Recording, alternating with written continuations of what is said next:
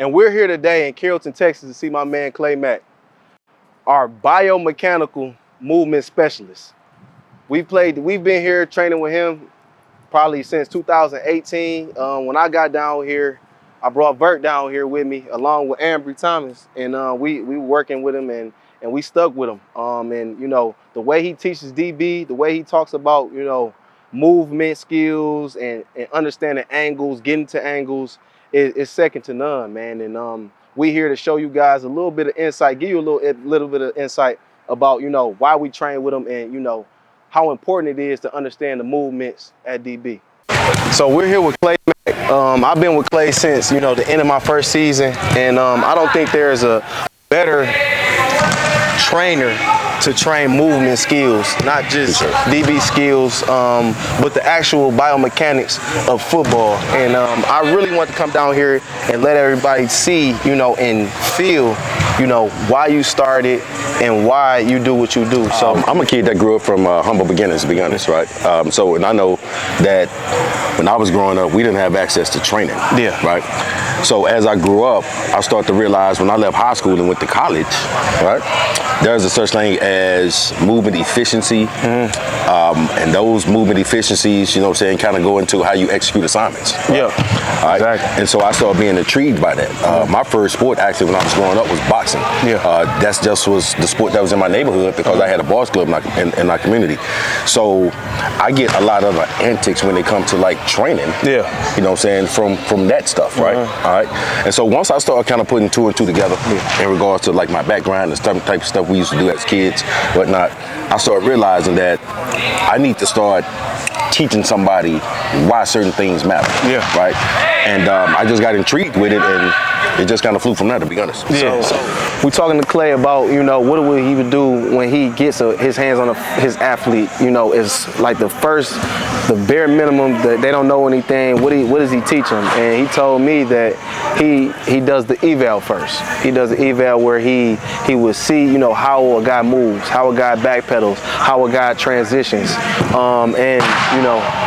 What else? What else you got for us? Well, I mean, I think you pretty much, you know, put it in a nutshell. I do a movement eval, you know, like you were speaking of. The first thing that I do is that I put them in the stance. You know what I'm saying? Make sure they understand, you know, what a stance means. Your first pedal step in the stance, because a lot of people are back foot starters, you know what I'm saying, and whatnot, where with here, your back foot go first. Well, if my back foot go first, my whole body moves now. Okay? If I pick this up and set it down, I still have my balance though. So I like my second step to move my body, not my first step, right? So I like to go here and then move it rather than here, because now that front toe is already off balance now. Okay? If I pick it up and set it down, I can't move that front toe. And then I'm just gone. And that helps you with the 3-step, that helps you with the 3-step. Yeah, exactly. We're not gonna go through there. You're gonna have to see that. That's gonna be exclusive. Part 2. Exclusive. But honestly, that's beautiful, bro.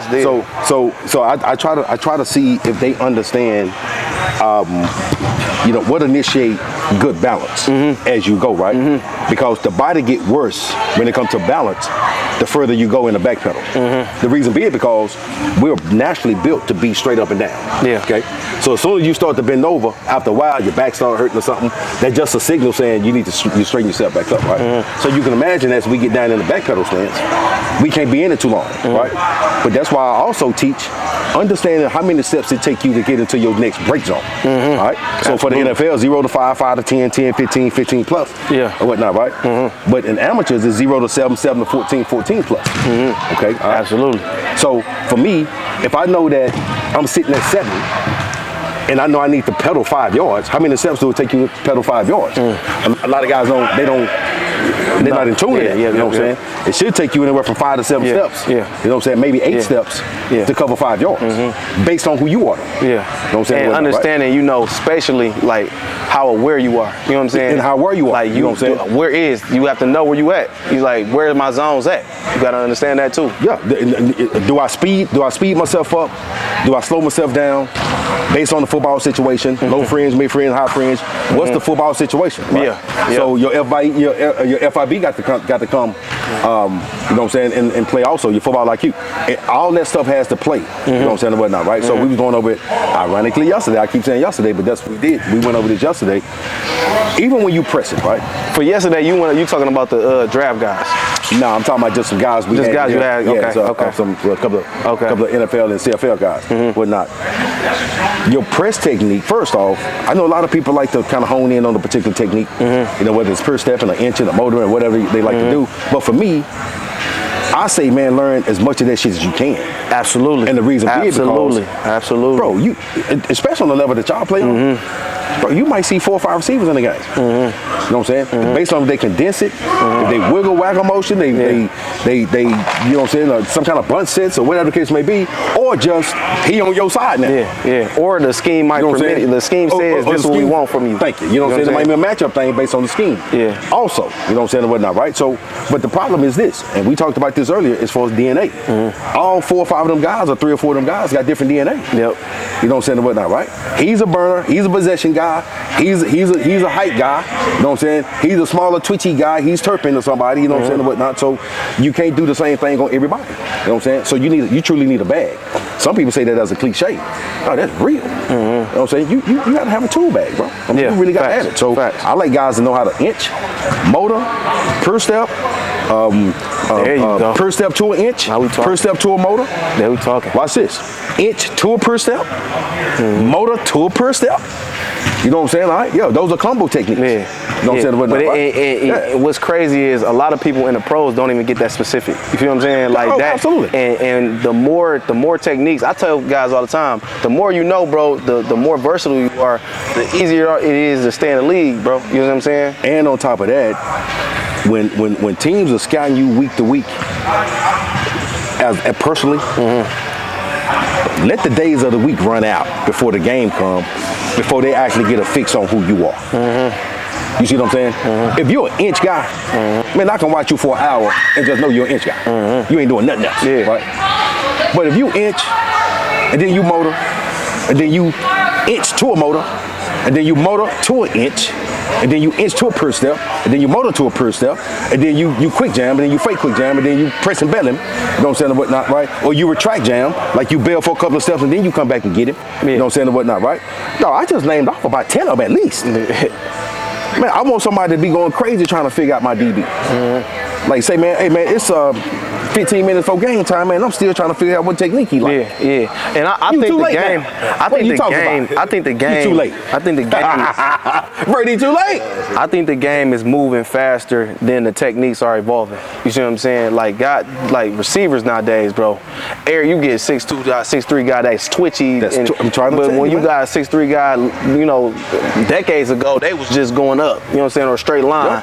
It's guys that can do guys. You know what I'm saying? Like Amari Cooper, bro. He's 6'2", you know what I'm saying? 220, and he twitchy as a, you know what I'm saying? So you like, when you say like mixing it up, you know what I'm saying, giving them different looks, that's, you know what I'm saying, and staying patient at the same time, I think that's invaluable, bro, with the stuff that you teaching, that you telling the guys, you know what I'm saying, giving them different techniques to combat that type of stuff, man, because that is it's a different game now, bro. Yeah, it's definitely a different game, and so if the game changes, you have to change. You know what I'm saying? You have to adjust yourself based on, you know, what's given to you. You know what I'm saying, and whatnot, right? And still stay structurally sound. And still stay structured and sound. Yeah. You know what I'm saying, and whatnot, right? And then in the midst of that, you got to study the quarterback. You know what I'm saying? Also, I tell a lot of these young guys, just, you know, you can study receivers, I get it. You know, study their tendencies, what they like to do. If they like the outside foot back, inside foot back, or they're stand-up guys, they're, you know, a big height type guy with the back foot deep, you know, that type of stuff and whatnot. But study that quarterback though. Also, you know what I'm saying? Where do we like to throw the ball at? Right-handed? Do we like the right side? You know what I'm saying? If he throwing the backside, if he's a straight drop guy so he can peel it to the left or whatnot, do he still, you know, is he still a 50-50 guy and then go backside? You know what I'm saying? That type of stuff or whatnot, right? And then whoever he throwing it to, what is the combination of the guys though? You know what I'm saying? Some receivers are on teams because they good combo route guys. They might go a whole season, might have, you know, 12, 13, 14 catches. That's a big year for them though. You know what I'm saying, and whatnot, right? Yeah. Because they want you to clear this out. Yeah. You know what I'm saying, for Justin coming under. Yeah. You know, Understanding and whatnot, right? Understanding. And if you don't understand, and if you don't, honor that right there, they're gonna throw it to this boy, and he gonna catch it, and that's one of them 12 touchdowns he had. You know what I mean? One of them 4 touchdowns he had for the, you know what I'm saying, on the year and whatnot, right? So you got to keep it honest. What's his name? Daquan. What's his name? Daquan Thornton from KC. KC. Yep. Dog. Going up top. We like, hey, bro, he gonna go up top. Went up top. 80. We like, damn, bro. Like but it's like you said, bro. Understanding what receivers you going against, understanding their techniques, the things that they like to do, and their tendencies, bro. That plays a big part into the game nowadays, bro. Like that is humongous, bro. I do. And to be honest, man, I even go to as far as sometimes even studying. Depends on how involved I am on the defensive side. Yeah. Studying if a kid trained with somebody, I pull up and train them. Because trainers got tendencies too. You know what I'm saying? What's the stuff you like? You know what I'm saying? Whatnot? Are you a chop feet guy? You know what I'm saying? Where you have him going, a lot. Well, if that's the case, that's kind of route running habit he going. Yeah. You know what I'm saying? That type of stuff, right? Is he a stride out guy that just come out the break and then go? Hold on. Now you getting this too exclusive. Okay. Now you're getting too exclusive because now we're gonna talk about we're gonna talk about different coaches. We're gonna talk about DCs. We're gonna talk about systems going from different place to different place. What they like to do and what they it gets deep. And we ain't gonna give y'all that right now. We ain't gonna give y'all that right now. So I always start with the stand. So I have sayings that say L1, R1, 0. L1 is just left foot off man. R1 is right foot off man, and then 0 is press feet. Right? And I might say L1 cock or R1 cock. It just cock like you're in cover 2 zone or some kind of zone or whatever the case may be. Right? All right. So let's go L1.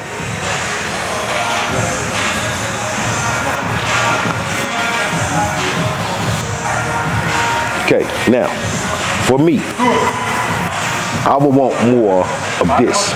Okay, here what I'm talking about, right? Now, your front toe, tap your front toe. Fairly easy?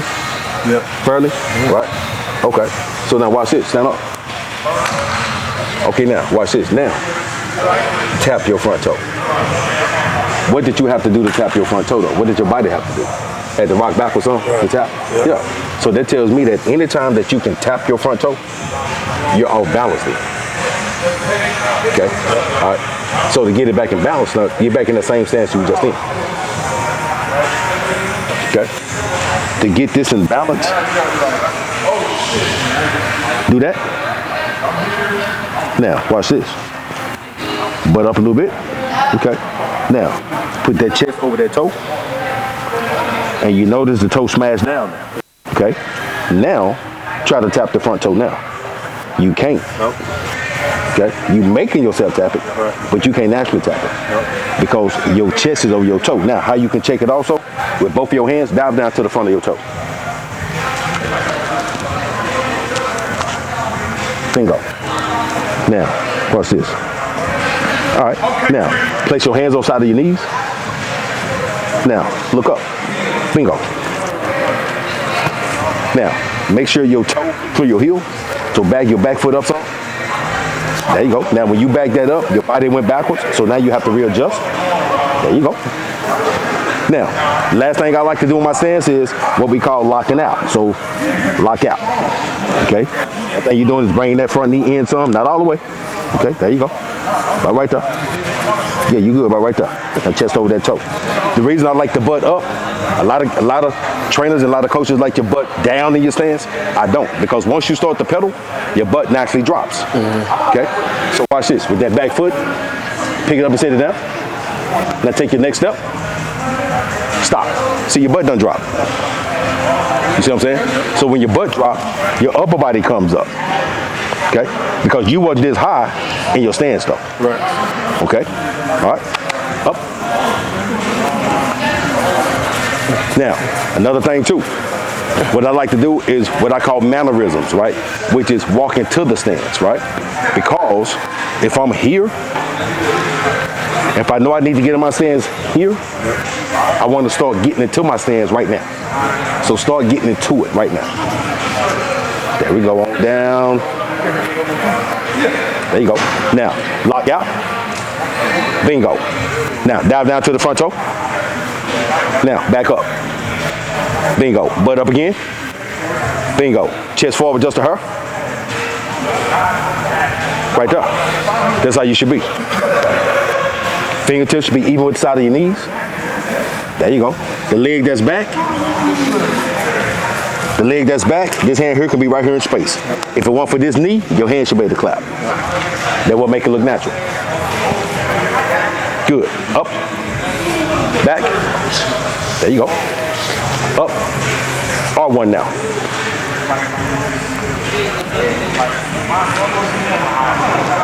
Lock out. Chest forward. There you go. Now the leg that's back, where can that hand be? Right there in space. There you go. Make it look natural. Good. Butt up a little bit more. There you go. Right there. So now when we start to pedal, the butter drop. Give me your first pedal step. Next pedal step. Next one. Next one. Next one. Next one. Stop. Now, switch the hands. Now next step. Next step. Next step. Next step. Good, right there. He was saying one time leg. There you go. For the person that just want to get to the 45 angle or the 90 angle, what do you teach them for that? Walk it. Yep. Walk it. Right? So get her. Now, walk backwards. Now walk right back down here. Okay, that's a zero break, okay? Now walk it. Now come to me. Okay? So this is not a 45 break, right? It's in between type of deal, right? So one of the first things that I teach, let's just say the novice, you know what I'm saying, or young kids or whatever the case may be, whatnot, is understanding that in order for you to know how to move well, you need to walk it. Okay? All right. That's when I had him to walk it. Also notice when it's time for you to come back downhill on your brake, per se, it automatically sets your braking for you. You stop with one foot, pick it up, and then we go. But not right. All right. So it get them used to what foot need to be braking on first, based on what side you braking on. But not right. So if I pedal this way or walk this way, and you come back this way, you're probably gonna stop with your right foot, and your left foot gonna lead you out. And can you explain the arms too? Can you explain the arms? Absolutely. when you break on those angles? Say like you breaking on like a 44 or something like that on that angle coming down, and you walking it, and then you bring your arms through the belt line. Can you explain that? Absolutely. So act like you're marching. Now march backwards. Now march to me, then stop. Stop. Okay?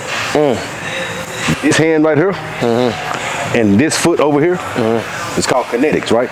They gonna match. Depends on what angle you at, right? So if I told him to make and point, that point and that foot is going the same way. Okay? So I'm a firm believer in this. When you coming out your brake, when you hit your brake step, this hand right here should already been telling your body where to go. Thanks. Yep. Okay? All right? So watch this. So go back there again. Now walk it. Now come back down here and stop. Stop. Straight back down. Walk forward. Now walk backwards. Now walk forward and stop. Stop. Okay, now here's what we would fix. Okay. This one, what we would fix is, although his body have intentions to go straight down the hill, but the hand is telling his body to go this way though. Yes, sir.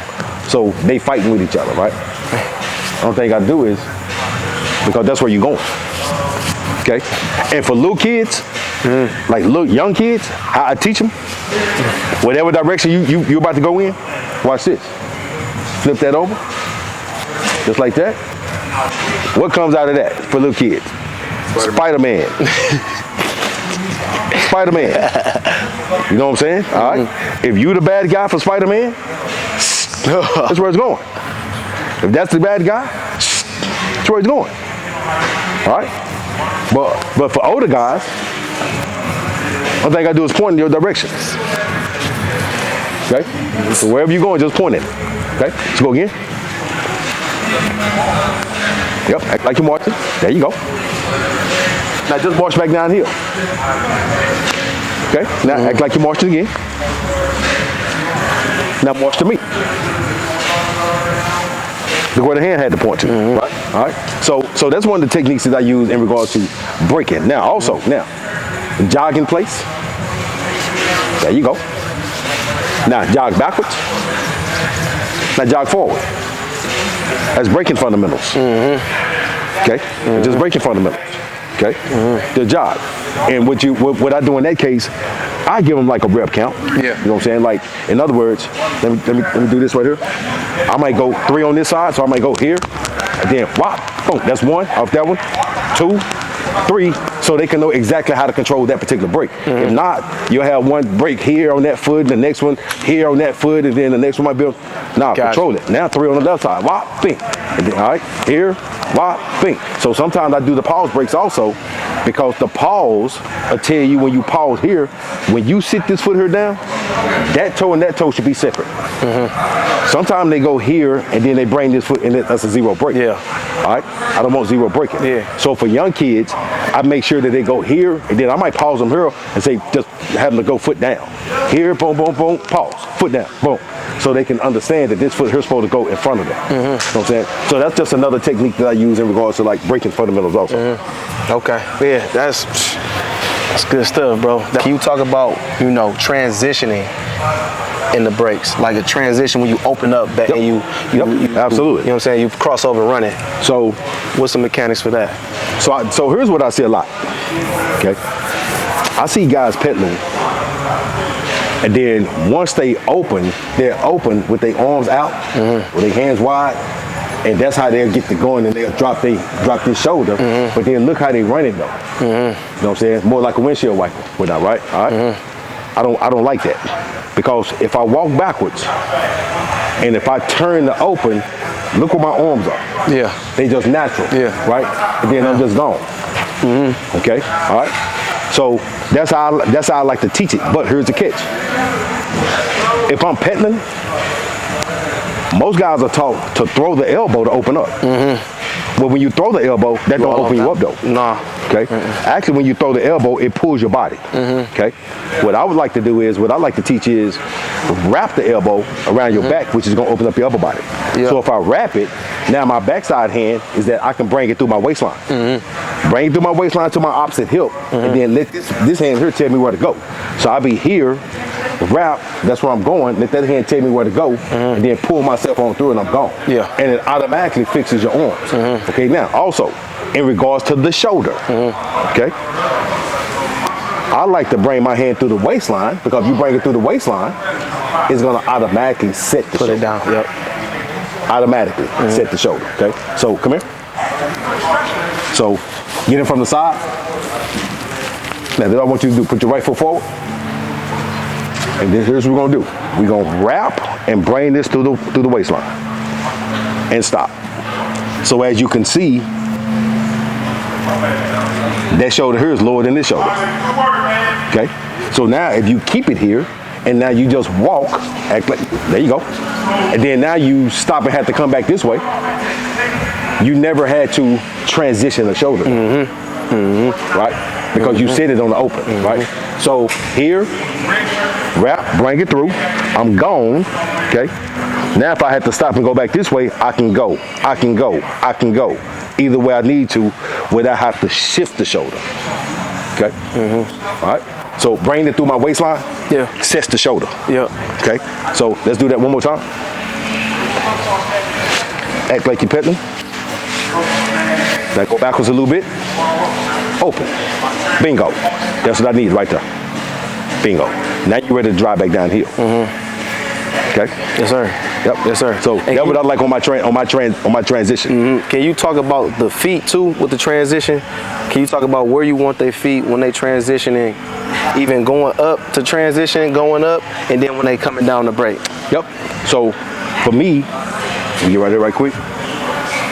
The thing that's gonna set your uphill foot, believe it or not, is that elbow.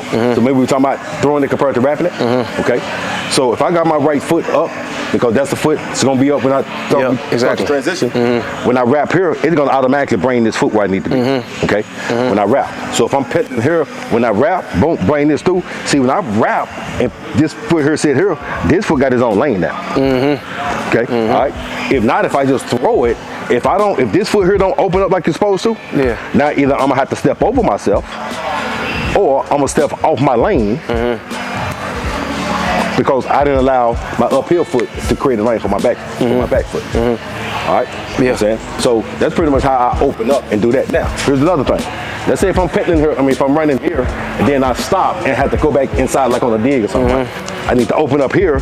See how this hand came on through? Yes, sir. Your feet should be able to make an L though. Okay? Your feet should be able to make an L. A lot of guys go wrong. They go here and they stop here. See, that's a T. So now this foot can't go through, so now you got to flare it around. You see a lot of flare footing, but not right? Right? We don't want that. We want to make sure that we give enough energy to this elbow to pull this over so I can bring this through and I can go. Okay? So a lot of that key is with the wrap of the elbow, not throwing the elbow. You have to wrap the elbow, you know what I'm saying, but not to get that leg to move. A lot of that. I'm gonna cut this short because there's a lot of sauce for y'all, and we talking about selling it. But we appreciate you, man, and just understanding, like getting the in-depths about, you know, how important it is to understand movements, because it is about efficiency on the football field. It ain't about being cute. It's about being efficient, getting to angles as fast as possible, man. And I know for a fact you do it the best in the world, man. I appreciate it. So I mean, we signing out, man. We appreciate you. Me, Vert, my guy CJ behind us at camera, bro. Man, we appreciate you, bro. This has been invaluable, man, and you're gonna affect a lot of lives with this one, man. Man, I appreciate it. For real. I appreciate it. I appreciate it. Let's go. We just getting started. Absolutely. Let's go. My guy. My guy. Appreciate you. Let's go.